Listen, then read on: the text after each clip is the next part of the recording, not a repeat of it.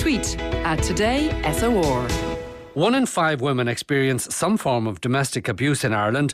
Of women killed in Ireland, 9 out of 10 are killed by someone they know, and a majority of these die at the hands of a partner or ex-partner. I'm joined in studio now by a woman who has spent the last 35 years volunteering to help women and children fleeing from domestic abuse.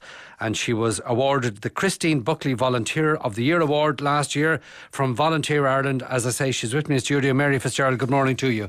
Good morning, Sean. And we'll speak to some other people as well in a few minutes. But first of all, congratulations. You won 2 national awards last year. That's quite the achievement. But tell me about your story in volunteering. It all began, I think, was it 35 years ago in Calcutta? Yes, well, I was always interested in doing voluntary work, and I decided that I'd like to go spread my wings a bit. So I started in Romania at the time of the orphanages, and then I ended up going to Calcutta for 2 years after that. And what I did then after that, I was married, so I said I better stay at home and do something at home if I needed to do it. So I was working at the time in the Senior Garda station. And one morning I went in and I saw a woman and her children lying or sitting on the bench, and I just asked the question, why or whatever was going on there. So you didn't think it was an appropriate setting? It was, I suppose, absolutely, yeah, pretty obviously it wasn't for them. Yeah, at 8 o'clock in the morning you would wonder, especially when you know your own 2 are snuggled up in bed, and why were they lying on a timber bench? So that it just urged me to ask the question. And what did you do about it though, Mary? First of all, I found out why they were there, and then I made a few phone calls and asked to know, well, where do women such as this and their families go? And I was told that there was no room in Galway. There was a refuge in Galway, and there was no room in Limerick. There was a refuge in Limerick.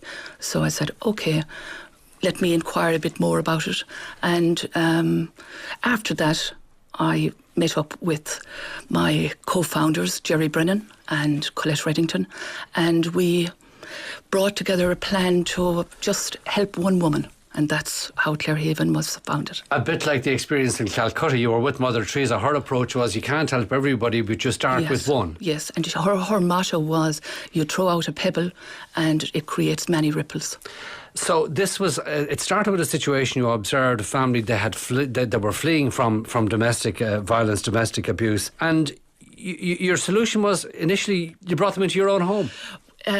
Not the initial one, but I said that if I always wondered about what happened to that woman and her kids.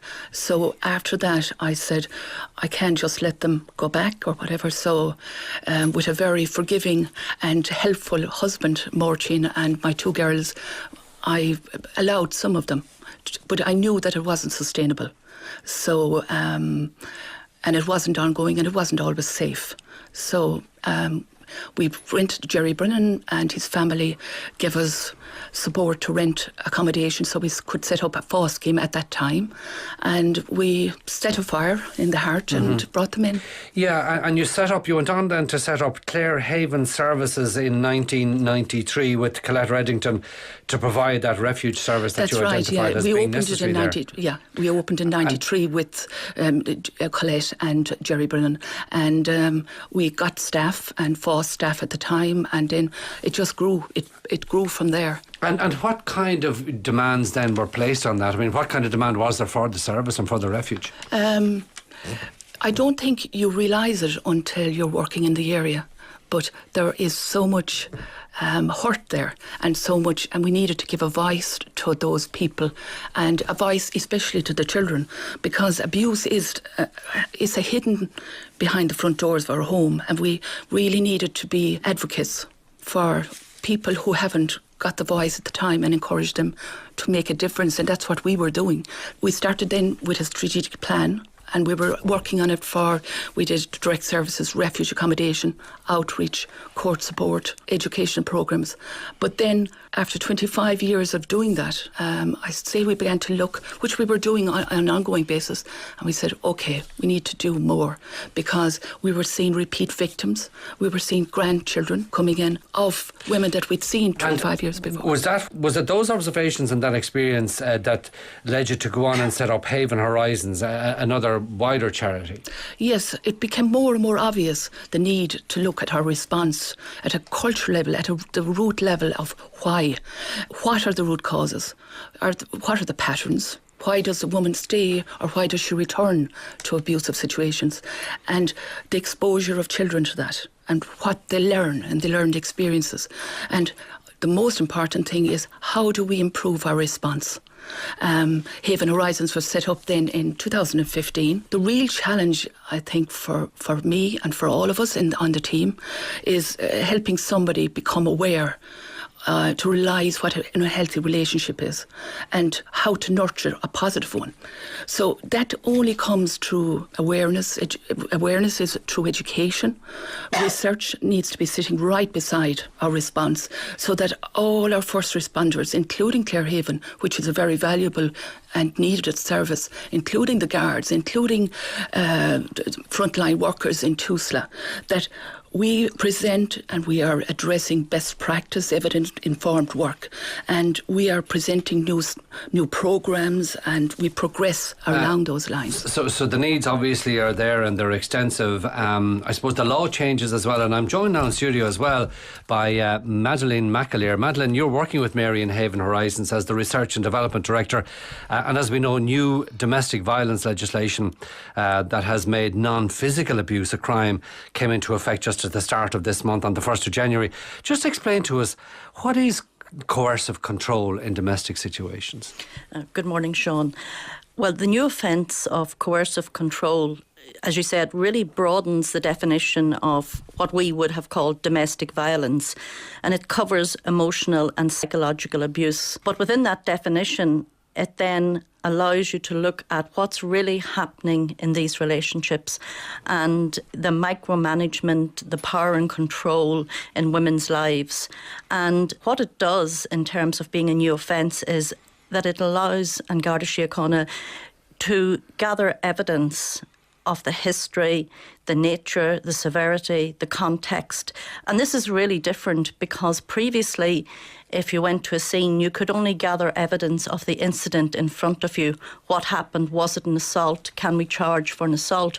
Whereas now, you can actually look at the whole picture of what's going on in women's lives. Just on the question of training, we heard from the Association of Garda Sergeants and Inspectors saying that they haven't been trained to implement the new law. Now, would that concern you? Well, I think maybe working in this area for over 25 years, change comes in different forms, and I think this has been a really seismic change, and I think it's through the work of so many women's groups, so many people in the Garda Síochána, in the Garda National Protective Services Bureau, guards all around the country, recognising that this needed to change. And, this is normally what happens. You've been pushing a door for a long time and then it opens and you walk in and you say, now what are we going to do? Now that we've got what we've been looking for, we're not trained because we haven't done this before. But I think that training is coming on board. I think it'll come on board very quickly.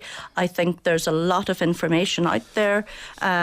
This expanded definition, when you look at it, it is just about allowing evidence to be collected. Indeed, and you've been looking at international best practice in regard to policing this, Madeleine, and you've identified the blueprint for safety, which was devised in the city of St. Paul in Minnesota, and I'll come back to you about that in a moment. But first of all, let's hear from Axel Henry. He's Senior Commander with the St. Paul Police in Minnesota. Good morning to you, Axel. Good morning. And thank you for joining us on the programme. You've been listening to Mary and Madeleine, but tell us about the blueprint for safety, what it is and how it works. So really, if you want to think about the blueprint, it is exactly what it sounds like. It's a blueprint or a template or a plan so that each stage of the process during a domestic violence investigation is handled in the best possible way. Madeleine said, talked about best practices, and that's really how the blueprint was developed, was that each stage of the legal process, from the phone call that first gets made when someone is in distress, through the entire process, through the end in courts, where and what are the best practices for each different group. And again, advocacy, law enforcement, they're all pieces of that chain, but the chain is only as strong as its weakest link. And so the blueprint is designed to educate and train everybody to look at all the different stages and to understand why that stage is important, what the information from that stage collects, how that should be viewed or interpreted, and then how it should be applied farther down the line, if that makes sense. And you have, I gather, 6 core principles which you believe should be applied. Yes. For us, there are all types of different parts of the process that are crucial for us, but I think we kind of phrase it this way, and we said it when we were in Ireland presenting to the Guard there, is it's a fundamental switch from the old-fashioned law enforcement approach to say what happened today or what happened with this, to expand that out to say what's happening with you as the victim, what is going on with the entire picture of your experience, your relationship, and the context of all those pieces. Yes, you mentioned coming here to Ireland. You presented the blueprint to representatives from An Garda Síochána and other agencies. What kind of response did you get, Axel? Well, I don't want to state our effectiveness, but we really felt as though we had a great response, both locally and then when we went to Dublin and presented to kind of more of the national folks there. We really felt that it was received very well, it was understood, and it was embraced, and they were very excited about some of these ideas and the potential that could bring help to the victims and to the process there in Ireland. What kind of difference, though, has it made in dealing with domestic violence there where you are in Minnesota? Well, it is obviously made us much more effective. We initially, when we first implemented it in 2010, we saw an actual increase in reporting, which is a good thing because many of our victims remain silent, and so we never know about those crimes. But now we've seen an actual reduction in arrests, and we've seen safer situations. You mentioned that in Ireland, sometimes the statistics are as high as 9 out of 10 of women who are killed by someone that they're in a relationship with. That is about the same as it is in the United States, and also here in Minnesota. And at one point, we even went, I think, 2.5 years without a single domestic violence homicide. And so we've really seen that lethality assessment, those questions that we ask to identify the most dangerous situations or the potential for those dangerous situations, to catch those early, and we can prevent those if we know about them. And what exactly do you do with the potential perpetrators of serious violence up to and including murder? How do you stave off those kind of awful outcomes? Well, so one of the things that we're doing is, if you can imagine, it's like almost if you were going to the doctor and you went very early and you caught something very early before it got serious, you can fix that problem much sooner. So what we're doing is the officers at the scene are asking questions that will help identify where they're at in that process. So if they're asking things like, when was the time that you were most afraid or intimidated by your domestic partner? Things like that. Have they ever made threats to kill you? There's all kinds of research out there that is as valid in the United States as it is in Ireland about things that can tell us with these lethality assessments or questions about how potentially dangerous a situation is. And so when the police, when advocates, when the courts, when prosecutors, when the judges can come in and disrupt that cycle, we can kind of prevent that train from going down that track any further and bring safety to those situations. And to be clear, that's also helping the suspects in these cases, or the abusers, because some of them, if they're interrupted sooner, they get help or therapy or anger management, and now they're not being the abusers anymore. And coming back to you in studio, Madeleine McAleer, you, as I say, are Research and Development Director with Mary and Haven Horizons. You, I gather, would be interested in seeing the first Blueprint for Safety division set up in Clare. Yes, we met with the Garda National Protective Services Bureau, Senior Garda Management in Clare, and we came together to put a proposal for a pilot of the Blueprint in County Clare. And then we brought the Blueprint team over, brought 6 people from St. Paul over, and as Axel said, they came to Ennis, and then we came to Dublin. And in Dublin, we had a judge, we had the court service, we had probation, we had COSC, we had TUSLA, we had the homicide review team. And the outcome from all of that effort? The proposal has gone to the Commissioner's office, and we're waiting on a decision. So you'd like it would start initially in Clare, and then hopefully, yes. I suppose, Mary, you'd like to see it roll out nationally then? Absolutely, because after visiting St. Paul's, I can see the difference it makes. And also, what we need to do is we actually need to look at our experiences and make sure that they are coordinated properly right across the board, as Axel said. And the one other thing I'd like is my own experiences have shown me that ordinary people, we can do extraordinary things together. And that is really important. Well, that's come through our conversation very clearly in the last 20 minutes or so. Yeah, it's just amazing. So we just need to push this just one little step further. And if it helps even just one woman, and as we need to keep the perpetrators accountable, and we actually need to support and encourage the victims. And Axel, presumably, if it does get the green light from the authorities here, I'd imagine you and your colleagues would be happy to come back and help them with the establishment of it? Absolutely, we'd be honoured and very happy to come back and help in any way that we can. Okay, well, look, thank you all for your contributions. You wanted to make one last point, I think, Madeleine, did you? Just to say that actually the team in St. Paul have invited representatives from the Garda service and from the Department of Justice over to what's called the immersive blueprint training in St. Paul in April, and they're putting on a special part of the training for a team from Ireland so that they can see. When we went to the immersive training, which means that we went on patrol with the police, we went to the 911 command and control, we went to the jail, we went to meet the judge and the prosecutors, and each one of them spoke to us about how the blueprint worked, the risk questions, prioritising the safety of victims, the accountability.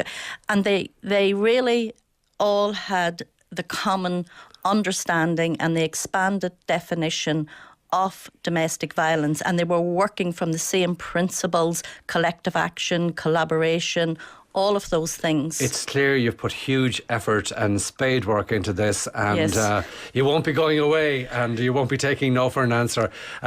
Last word to you, Mary. Listen, just to say thank you to the Volunteer Ireland and the Wheel for the awards. It's been humbling and privileged, and perhaps if anyone is interested in working beside us at any level, is to contact us on our website is havenhorizons.com or .ie. Havenhorizons.com, havenhorizons.ie. We'll leave it there for now. Thank you, all three of you, for joining me on the programme. Mary Fitzgerald, co-founder of Clare Haven Services, and also Madeleine McAleer, Research and Development Director with Haven Horizons. And my thanks as well to Axel Henry, Senior Commander with St. Paul Police in Minnesota. Thanks indeed. We'll take a break. Today with Sean O'Rourke.